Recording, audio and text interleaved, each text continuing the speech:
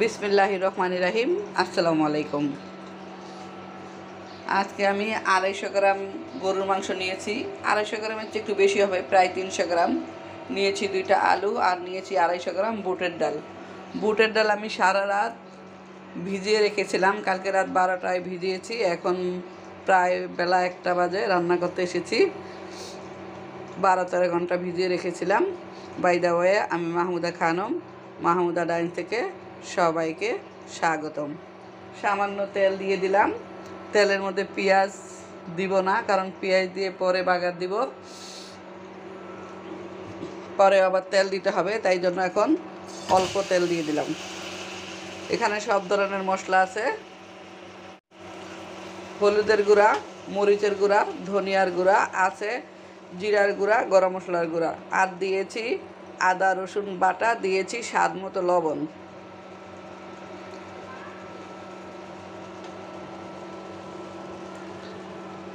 এখন এই পাত্রটা ধুয়ে সামান্য পানি দিয়ে দিলাম। এই পানিতে মাংস আলু সিদ্ধ করে নিব। যেহেতু বুটের ডাল ভিজিয়ে রেখেছি, সিদ্ধ হতে সময় কম লাগবে। যখন মাংস 75% সিদ্ধ হয়ে যাবে, তখন আমি বুটের ডাল দিয়ে দেব। মাংস প্রায় আধা ঘন্টার মতো কষিয়ে নিলাম। এ পর্যায়ে ভিজিয়ে রাখা ডালগুলো দিয়ে দিব।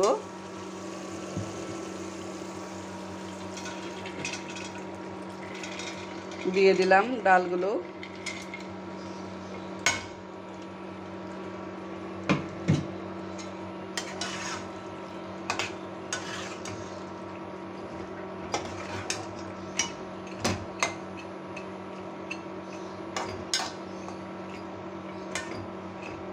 ঢাকনা দিয়ে ঢেকে আরও 10 মিনিট ডাল আর মাংস নেড়ে চেড়ে কষিয়ে নেব।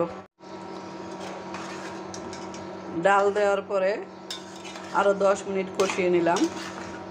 এ পর্যায়ে এর সাথে অ্যাড করব এডিশনাল গরম পানি।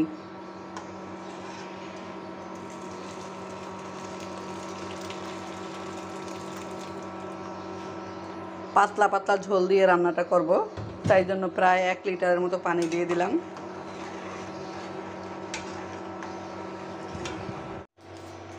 মাংস সাইডে নামিয়ে রেখেছি। এখন চুলায় একটি ফ্রাই প্যান বসিয়ে দিয়েছি। দিয়ে দিচ্ছি 2টা শুকনা মরিচ, দিয়ে দিচ্ছি আস্ত জিরা, দিয়ে দিচ্ছি রসুন, আর দিয়ে দিচ্ছি পেঁয়াজ।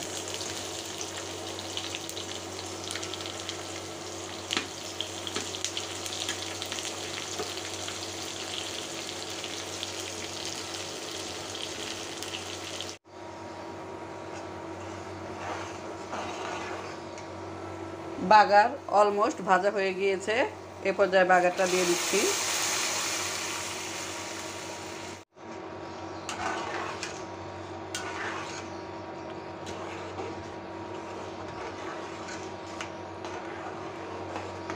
ঢাকনা দিয়ে ঢেকে আরও 5 মিনিট রান্না করব।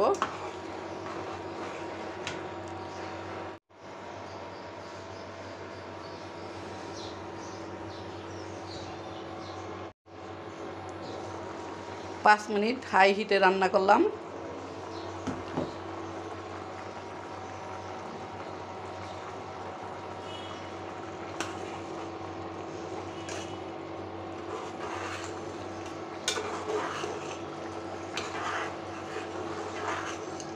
চুলাটা অফ করে দিচ্ছি। 10 মিনিট পরে সার্ভিং বলে নিয়ে নিব।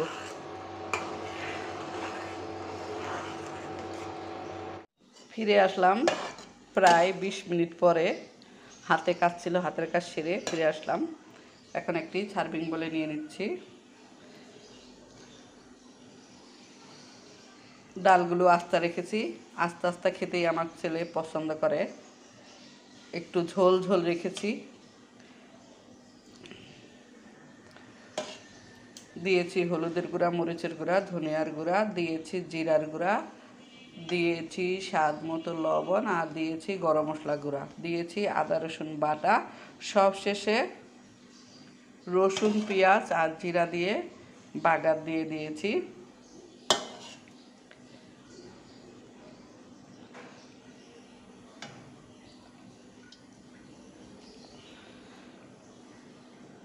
দেখতে মাশাআল্লাহ দারুণ লাগছে, খেতেও আশা করছি খুবই ভালো লাগবে। সবাই ভালো থাকবেন, সুস্থ থাকবেন। ফিরে আসবো নতুন কোনো রেসিপি নিয়ে। আল্লাহ হাফেজ। আসসালাম।